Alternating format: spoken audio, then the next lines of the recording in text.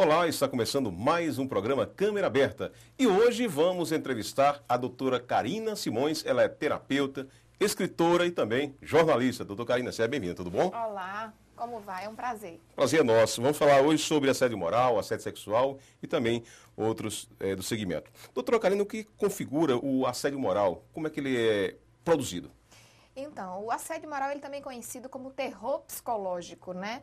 Ele precisa ter uma característica tipo, ele vai assassinando psicologicamente o indivíduo que está sofrendo. Então, o agressor, ele vai tentar aniquilar aquela vítima, né? Então, o objeto do assédio moral é o tentar destruir, de fato, aquela vítima. Então, por isso o terror psicológico conhecido.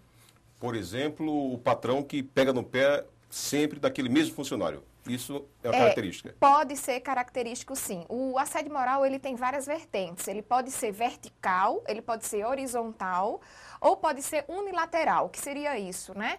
O vertical seria justamente da hierarquia, do patrão em cima do subordinado, né? Ou uma outra vertente que seria da mesma hierarquia entre os funcionários, né? Então, estaria dentro de uma mesma base. Ou bilateral, que seria, no caso onde é ascendente, seria do patrão com subordinados e entre os funcionários, onde acaba sendo um pouco mais raro.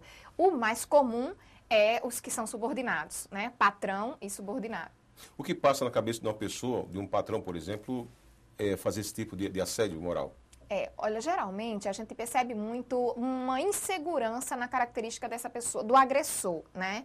Só que quem está de fora percebe o perfil desse agressor que está fazendo esse assédio moral como uma pessoa muito autoconfiante, uma pessoa do estilo narcisista. Pedante. Isso, mas no fundo ele não é seguro, no fundo ele é extremamente inseguro, ele teme aquele funcionário, está ascendendo naquela função, ele tá se destacando, então eu temo ele, então ele na verdade ele pode ocupar o meu lugar.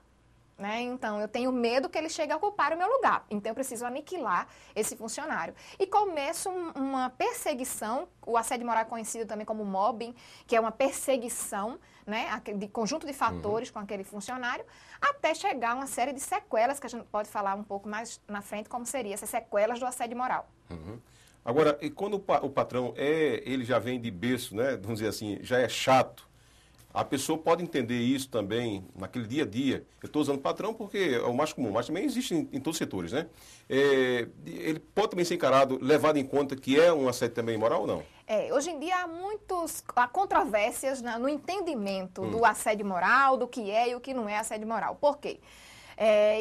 Todo mundo vive de metas, de cumprir prazos, né? Grandes empresas precisam cumprir prazos com isso. E aí onde fica o lado do patrão e do dono das empresas também? Vamos olhar o outro lado também, né? Não vamos passar a mão na cabeça de ninguém aqui. Exato.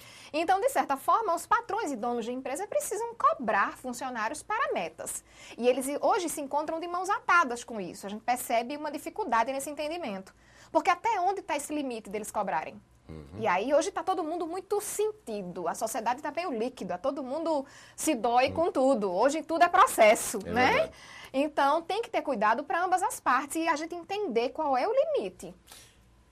A senhora já observou algum tipo de assédio moral do funcionário para o padrão? Já, acontece sim, acontece também. Mas o assédio moral, ele é mais comum. Não estou dizendo que não acontece, mas é mais comum do maior para o menor. E esse menor está se destacando, tem motivos para crescer, e isso me causa medo. E aí eu preciso persegui-lo.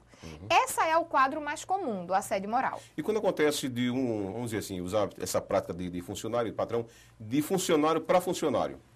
Que também é bem comum entre funcionários.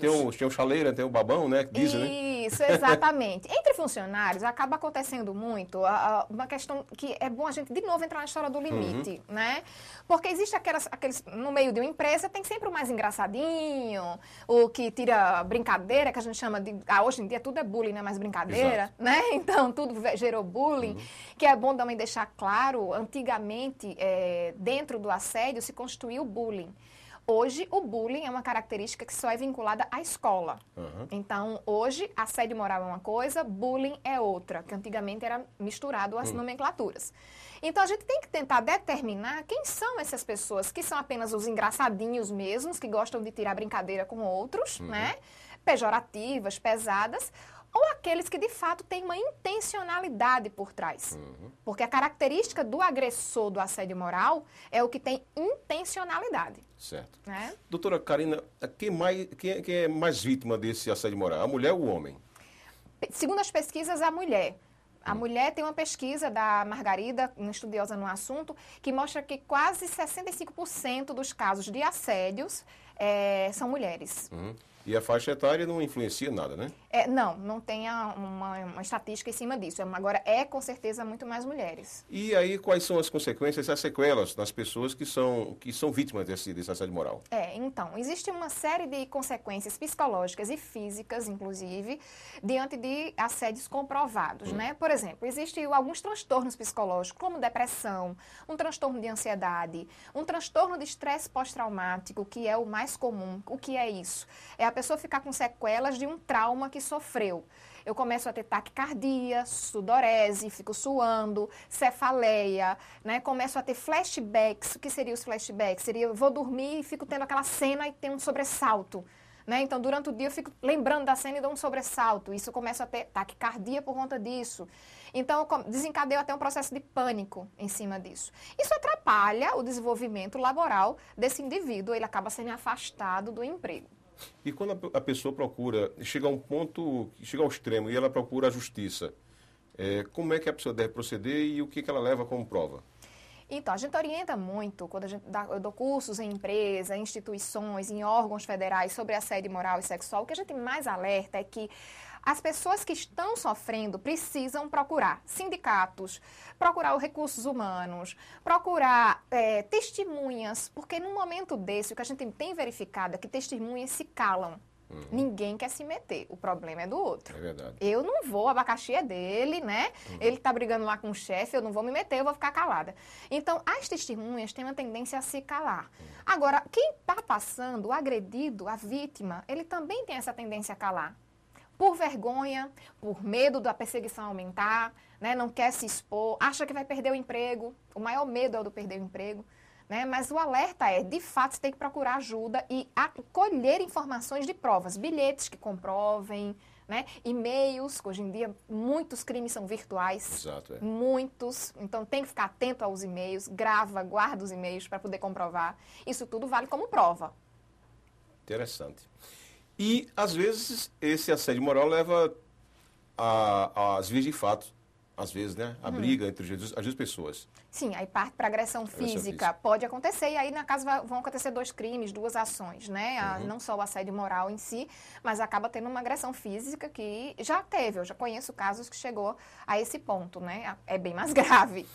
Tá bom, mas, doutora Karina, por exemplo, como uma pessoa deve evitar esse assédio? Por exemplo, Karina, você vai ter que fazer hoje aquele trabalho bem feito, viu? E aí? Isso é repetitivo. O que é que você faria em relação a essa situação que eu expus agora? Isso. Um treinamento que a gente chama muito para as pessoas, para os empregados, para grandes empresas, que as empresas têm investido muito nisso, é o treinamento em habilidade social.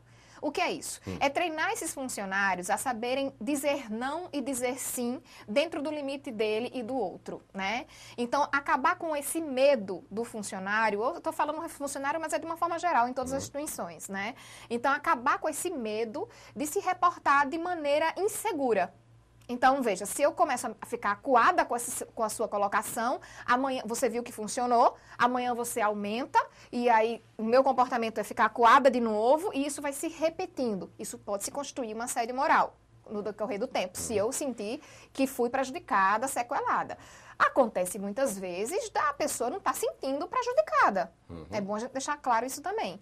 Ela está, por exemplo, sofrendo, entre aspas, esse tipo de colocação de pressão, como eu falei anteriormente, metas, objetivos, que hoje todo mundo tem a cumprir, né? Mas ela não está se sentindo acuada com isso, ela acha que tem que ser cobrada mesmo. E às vezes entra por um ouvido e sai pelo outro também, né? Aí não é assédio. Aquilo que eu não estou sofrendo não é patologia. Entendeu? E a pessoa que pratica desse expediente, o assédio moral, ela usa, por exemplo, numa semana com uma pessoa, na outra pessoa. E tem pessoa que tem esse problema, vamos dizer, crônico? Tem, geralmente é. Geralmente é crônico, né? Mas ele só migra para outro quando ele aniquila aquele. Eu só fico satisfeita, eu agressor, enquanto assédio moral, eu só fico satisfeita enquanto eu aniquilar aquela vítima. Então, eu preciso eliminar aquilo, porque aquela pessoa me causa insegurança, ela vai roubar o meu local, ela está me causando instabilidade. E aí eu preciso aniquilar. Uma vez aniquilado, vai ter outro foco.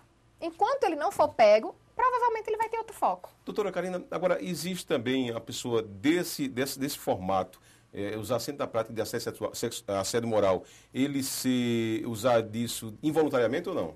Ou ele faz isso porque sabe que está fazendo isso mesmo? Não, ele sabe porque está fazendo, né? O assédio moral, ele é intencional. É isso que a gente vai dividir, inclusive, das cantadas naturais, dos pedidos e cobranças de meta, que a gente precisa cobrar mesmo, de tempo, de prazo. Olha, você tem um prazo para fazer essa execução e assim vai.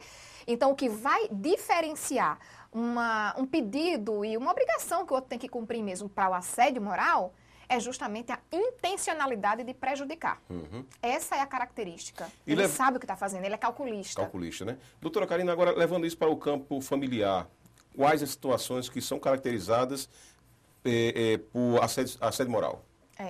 Olha só, também acontece muito na questão familiar, mas a gente entraria em uma outra alçada, né? O assédio moral hoje, ele é muito mais vinculado a instituições, né?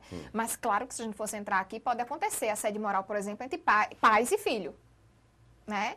Mas como eu estava falando anteriormente, hoje em dia todo mundo está muito sensível e machucado. Não é verdade? A sociedade, como eu adoro o sociólogo, o Baumer, que fala da sociedade líquida, né? Então hoje está todo mundo doído, todo mundo é processo em todo mundo. Pai hoje se der um filho, o filho processa pai, né? Então a gente tem que ter cuidado com assédio em todos os cantos mesmo, qualquer instituição, seja familiar, seja a questão institucional mesmo. E como dividir, caracterizar assédio moral contra o assédio sexual? Então, o assédio sexual, ele pode vir, inclusive, depois de um assédio moral. Pode acontecer.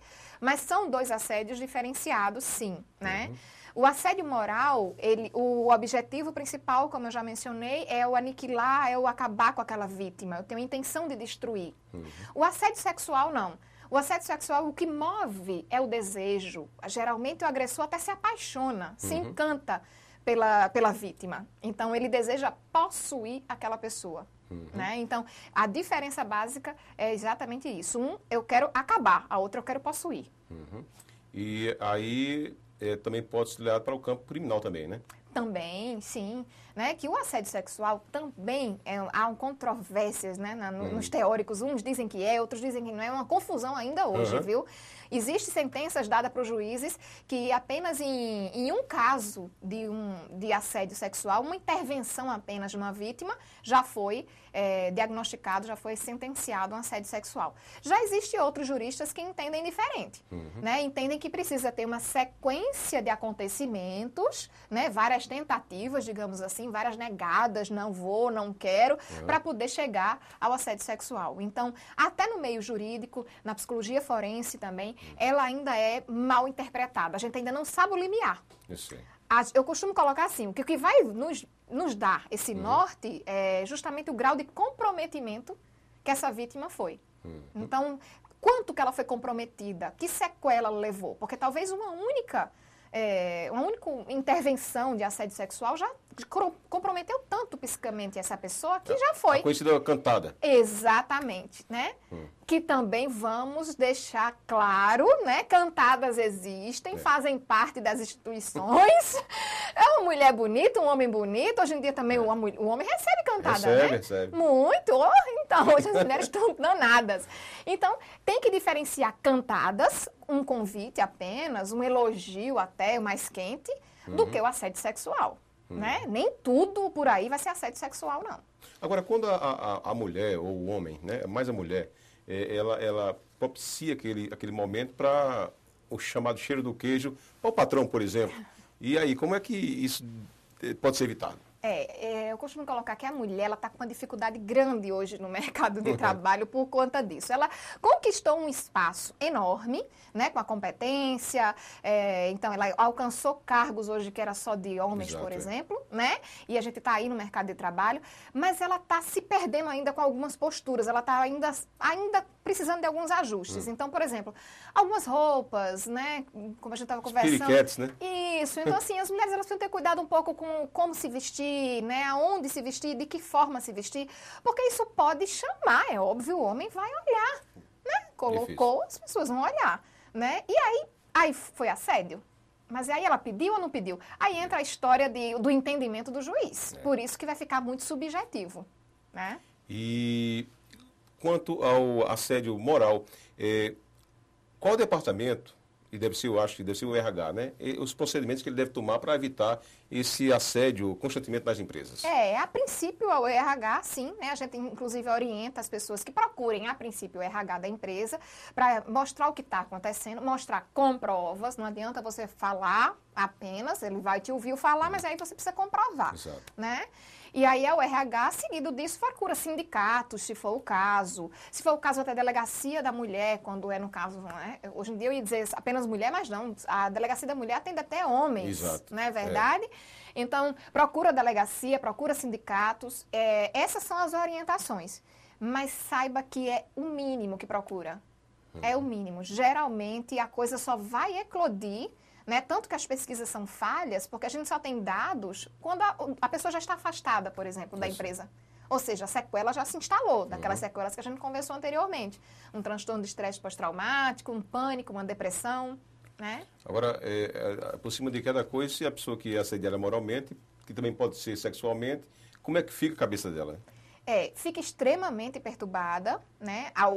Tanto o que foi assediado como o assediador. O assediador, ele também tem sérios problemas. O perfil do assediador é um perfil narcisista, provavelmente com transtorno de personalidade, né? Extremamente inseguro. Agora, o que eu demonstro, o que o assediador demonstra para o público? Demonstra segurança, altivez, confiança, bem vestido, né? Ou bem vestida. E, no fundo, não é. É um poço de insegurança e que se alguém está vendo que ele é inseguro, eu preciso aniquilar. É um camarada medida rei, né? Exatamente, só metido. E como é que está esse reinado aqui na Paraíba, especial uma pessoa? Tem muita gente desse tipo? Tem muita gente em todo canto desse tipo, né? Com certeza tem. Agora, a gente precisa alertar para as pessoas identificarem. Eu acho que isso que a gente está fazendo aqui é fundamental, a parte educativa, né? Para poder a gente entender, as pessoas que estão nos assistindo, o que é o assédio moral, o que é o assédio sexual, como é o perfil de um, como é o perfil do outro. E aí você, em casa, começa a identificar na empresa, no trabalho, na instituição, quem são essas pessoas e quem é você. Você identifica esse papel, o que é importante. Então... Doutora Karina, a vítima, a senhora orienta a mesma a conversar com o assediador, o que propôs a pessoa, ou é melhor ir conversar com o RH ou tomar outras providências?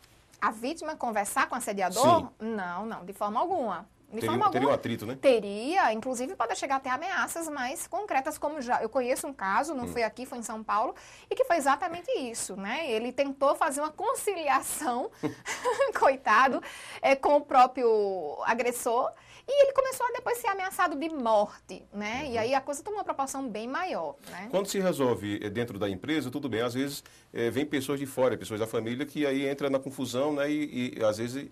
lastimavelmente entra uma situação, né, de violência, de crime, né? Sim.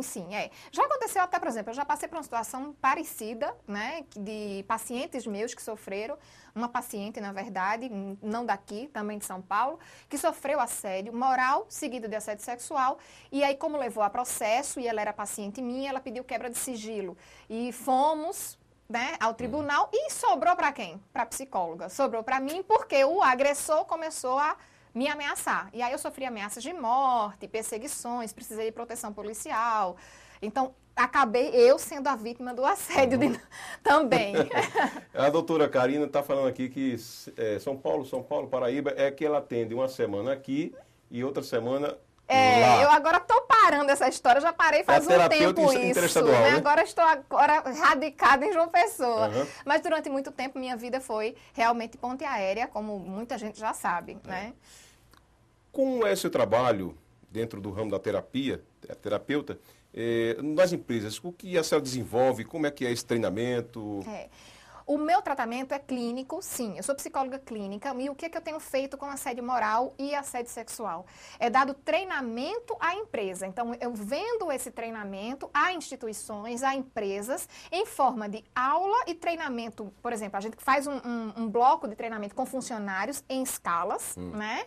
Para poder eles tomarem conhecimento justamente do que é o assédio moral, o que é o assédio sexual, né? E identificar essas vítimas dentro dessas instituições. A gente faz isso não só em empresas, a gente tem feito isso muito em tribunais, né? Por exemplo, semana passada eu estava em Recife dando esse treinamento a juízes federais. Então, a gente dá esse treinamento para as pessoas para capacitar esse entendimento de visão, né? Então, o treinamento é dessa maneira. Os stories que a senhora já chegou a ouvir, né, dentro do seu ramo terapia, o que a senhora escuta das pessoas? Qual é a reclamação mais comum dessas pessoas? O mais comum é mulher, né, lá no consultório, e quando eu dou treinamento nas empresas, a gente escuta muitos exemplos de mulher sofrer o assédio moral, seguido às vezes de assédio sexual. As mulheres, elas têm uma tendência a falar mais, né? Então é natural, então é o que a gente escuta mais. E o assédio com relação sempre ao chefe em cima dela, né? Exato. Então esse é o quadro, digamos, café com leite, é o mais comum que a gente pega, né? Agora, eu acho que tem patrão que é mais clássico, outro é mais contundente, é mais agressivo. Isso é assim mesmo ou não? Existe... Ou é sempre agressivo? Não. Existe diferença de perfil de acordo com cada personalidade, né? Um caso, semana passada eu escutei um caso de um dos juízes estava me explicando, estava dando aula para eles, e ele citou um caso. Ele disse, olha, antes de eu ser juiz, e eu trabalhei no escritório, ele colocando, muito jovem o juiz, e ele colocando assim, que a estagiária foi levada por um dos advogados, que ele me perguntou se isso era assédio. Aí ele colocou o exemplo para a turma. O advogado colocou a estagiária de direito no carro e disse que iam fazer uma diligência. E a diligência foi na porta do motel. Aí pararam na porta do motel e ele começou a pedir a chave da mulher. E aí a estagiária começou a se inquietar e falar, não vou entrar. E começou aquele conflito, a negação, né?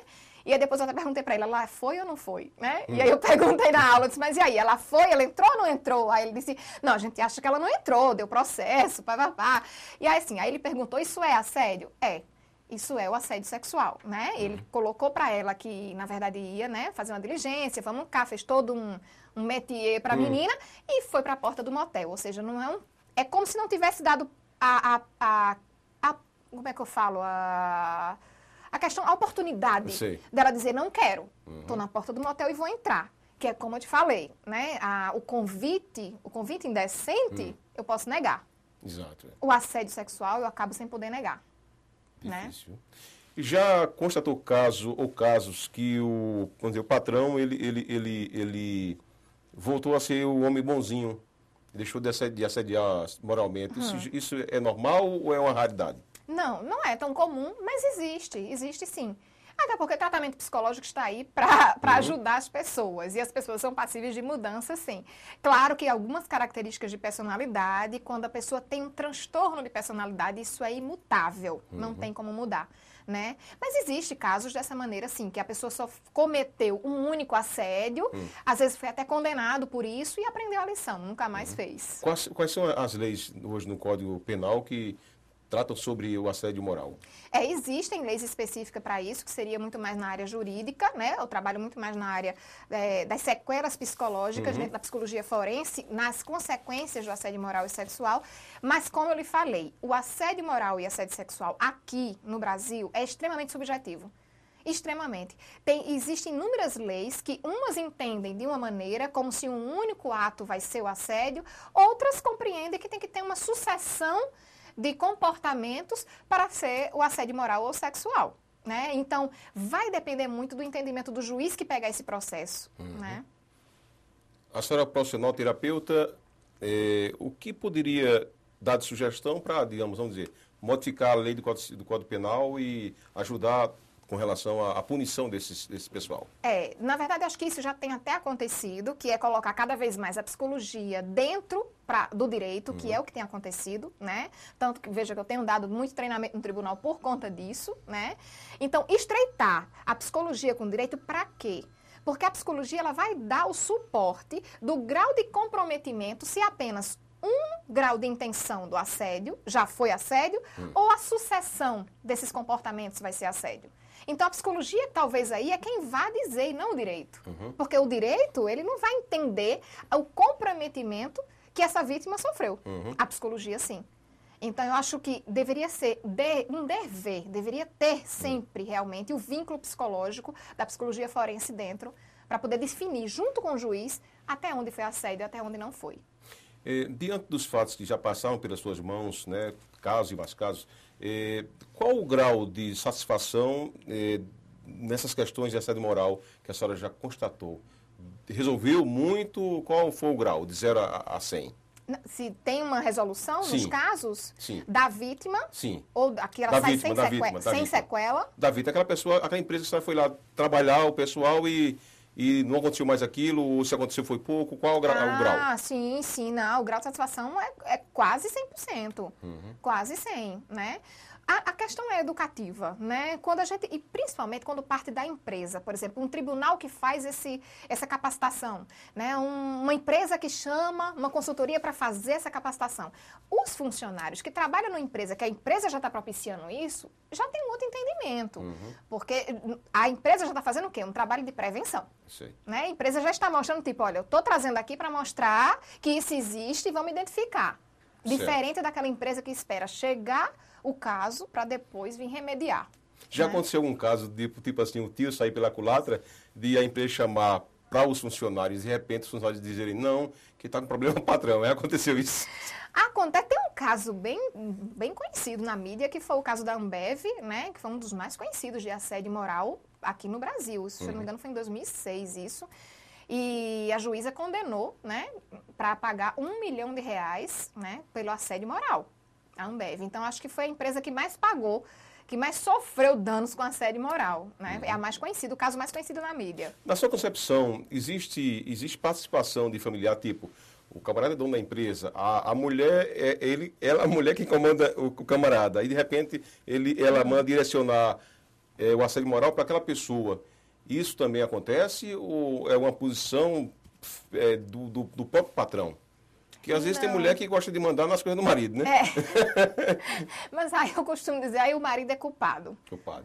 Não vamos culpar a mulher nesse caso, porque o marido deixou, né? Então, assim, isso não seria uma característica do assédio moral em si, não. Aí foi passividade desse homem mesmo que deixou essa mulher mandar e desmandar nele, né? Então, pelo amor de Deus, vamos deixar... A mulher, ela tem que fingir que o homem manda. Na verdade, ela manda, mas ela tem que deixar o homem mandar. Né? Nós vivemos numa sociedade machista, democrática. Né? Extremamente machista. Então, a gente deixa o homem mandar. Tá bom. Doutora Karina Simões, a senhora é escritora, já lançou um livro, vem aí o próximo filho, né? Livro. Exato. Livro. Vamos deixar claro. Fala pra gente do seu primeiro livro. O primeiro foi junto com alguns professores também da USP, o meu grande mestre, doutor Eduardo Ferreira Santos, também, de São Paulo, todos, que foi sobre um livro técnico, né? Sobre transtorno do estresse pós-traumático, da editora Manoli, também de São Paulo, né? Que é uma das consequências do assédio moral. Uma das consequências é o TEPT, o transtorno do estresse pós-traumático. E aí o segundo livro daqui para dezembro está saindo, está bem quentinho, já está quase pronto, né? São crônicas. E aí eu falo das crônicas de consultório, né? Dos meus voos, João Pessoa, São Paulo. Muita curiosidade. Meus voos, João Pessoa, São Paulo, sempre tem crônicas. E aí vai ser em dezembro o lançamento. Me veio aqui a mente agora de perguntar o seguinte, tem um patrão que é exigente, tem que ser exigente, certo? Mas também tem funcionário que é aquele não me toque. Isso. Né? Que às vezes por uma expressão que ela não conhece, né? De repente ela pode julgar e trazer né? Não é aquilo que ela está pensando. Isso, aquele sensível demais, né? Exato, Aquele que nada se pode falar, que ele vai doer, ou ela vai se doer e vai achar que é com ela. Ou então, como eu costumo colocar, a teoria da conspiração. Tem certas pessoas que parece que o mundo conspira contra eles, exato, né? Então, desconfiado. Não é? Então, sempre existem essas personalidades. A gente sempre conhece alguém assim, né? Então, olha, fulano estava olhando para mim.